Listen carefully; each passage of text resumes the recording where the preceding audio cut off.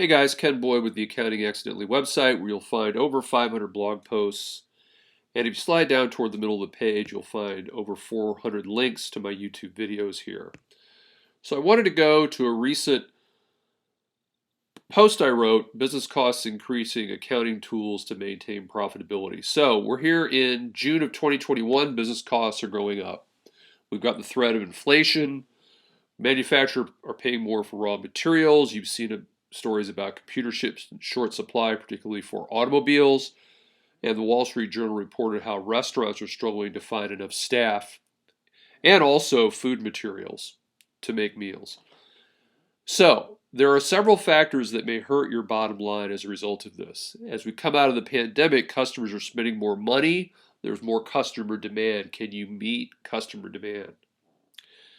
The second problem is your costs may increase before you can pass them along to a customer, and during that time you're going to make less money. And maybe the biggest of all, if you operate in a highly competitive environment, you can't pass on price increases and maintain market share. So this is about some accounting tools to help you if you're in this spot.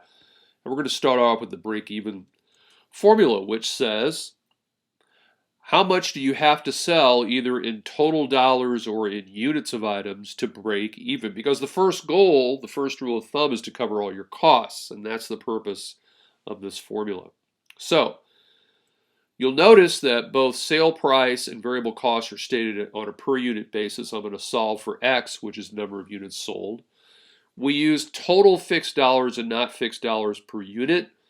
Because all fixed costs are eventually paid for, you don't want to attach a per unit fixed cost amount to each unit, because at some point you won't need to pay anything more and it'll be misleading. So you look at total dollar amount of fixed costs.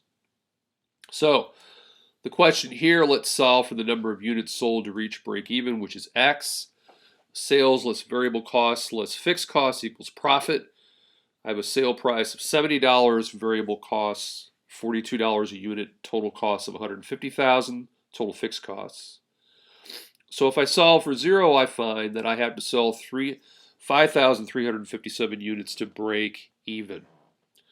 The great thing about this formula is you can change any of the components of it, change the assumptions, and come up with new numbers.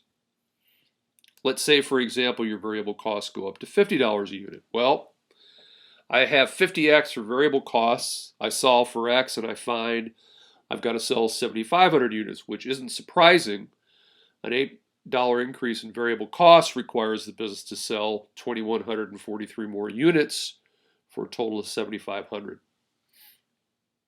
You can also use the formula to think about profit, which I call target net income. So in this example, what if my goal is to make a $50,000 profit? I plug that into on the right-hand side of the equal sign, I solve for X and I see that I have to sell 10,000 units. So you can perform that sort of what-if scenario and change any of the factors in the formula. So let's get over to strategies for maintaining profits. The first and most obvious is minimizing costs. Maybe you go out and find more vendors and have the vendors compete on price, and find you can buy your products from vendors at a cheaper price. Adjust your spending. Do you really need to buy as much of a particular item as you do now? Maybe you can substitute materials or component parts as long as those materials and component parts are of good quality. Finally, increasing prices. Successful companies are comfortable increasing prices, and if you think about it, if you're a car mechanic, plumber, or grocery store raise prices, would you still buy their products? If the answer is yes, it's because you believe they offer enough value to justify the increase. So think about increasing prices, minimizing costs, and using the break-even formula to sort of get through this period of rising costs. Remember that you can also go to Conference Room. Here's the address, which is an online community on accounting and finance topics, and you can click on Explore or Join here. Thanks for watching, and we'll see you next time.